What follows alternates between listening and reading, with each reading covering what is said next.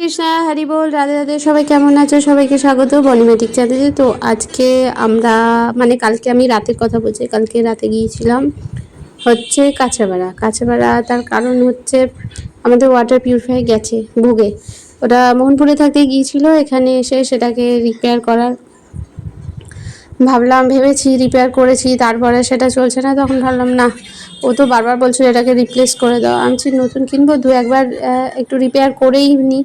তারপর দেখলাম না, রিপেয়ার করেও তার কোনো সুগতি হচ্ছে না বা সুমতি হচ্ছে না। তারপর ভাবলাম না, এটাকে রিপ্লেস করে দিই। আর তারপর দেখো আমি সেনকো গোল্ডের সামনে দাঁড়িয়ে রয়েছি, ওখানেই এসেছিলাম।